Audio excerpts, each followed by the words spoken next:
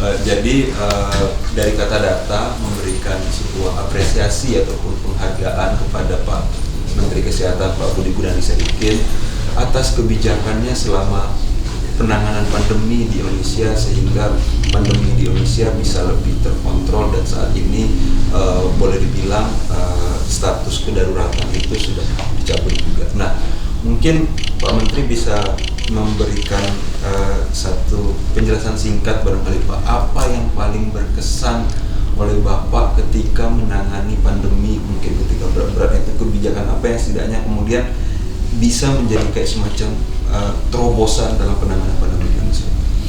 Ada beberapa sih yang menurut saya menarik ya, tapi yang paling dekat ke hati dan menurut saya paling paling besar dampaknya ke cara penanganan pandemi di Indonesia adalah vaksinasi. Jadi saya ingat kebijakannya pertama ya, masuk tanggal 23 Desember itu dilantiknya udah siang-siangan sore. 24 Desember langsung meeting karena kita diminta untuk melaksanakan vaksinasi secepat-cepatnya dengan kondisi yang serba tidak jelas gitu. Anggarannya juga masih belum pasti, vaksinnya ada di mana, caranya gimana, gerakin orang-orang gimana, ngirim vaksinnya seperti apa, itu semua masih sangat tidak jelas. Tapi karena kita merasa bahwa setiap menit kita terlambat, bukan setiap hari lagi, setiap menit itu akan meningkatkan kematian masyarakat, akhirnya kita putuskan tanggal 13 Januari, jadi nggak sampai 3 minggu ya, kita mulai vaksinasi. Langsung ngomong Bapak Presiden setuju karena dia berharap semakin cepat semakin baik. Jadi keputusan untuk berani memulai vaksinasi dimulai oleh Bapak Presiden tanggal 13 Januari, padahal kita baru masuk tanggal 23 Desember, itu kalau saya flashback istilahnya agak-agak nekat. 3 pekan. Agak-agak nekat. 3 pekan setelah menjabat. Itu yang pertama. Yang kedua, vaksinasi ini dalam perjalanannya di awal-awal susahnya sama mati. Jadi kalau teman-teman lihat di Economist pernah nulis Indonesia nih 10 tahun nih baru selesai di vaksinasinya.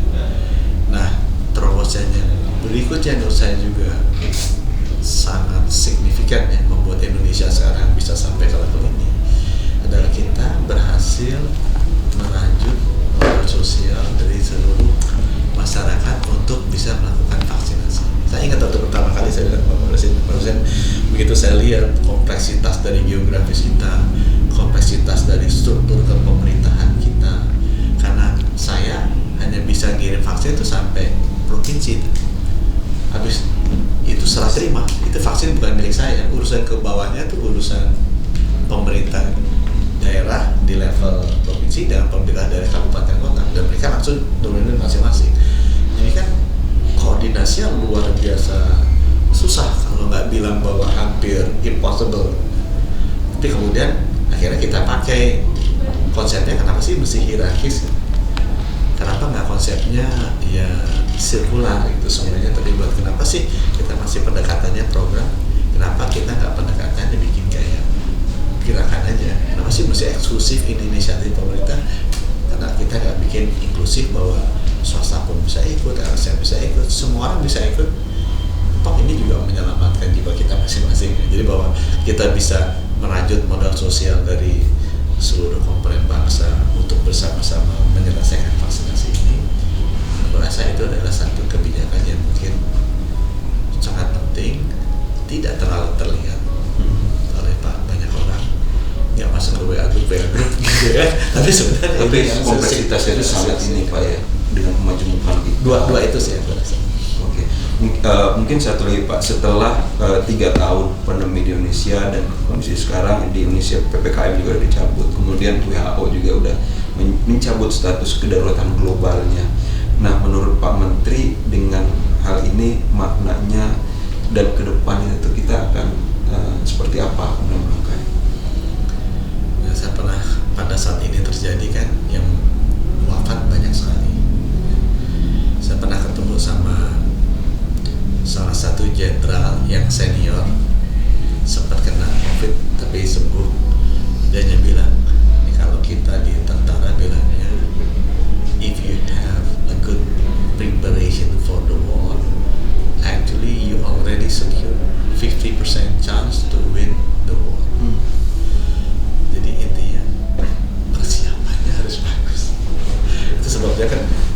international keluar tuh inisiatif pandemic preparation, preparedness, prevention, and response. Itu paling yang ditaruh di belakang itu response, tapi prevention sama preparedness itu yang kita sangat kurang.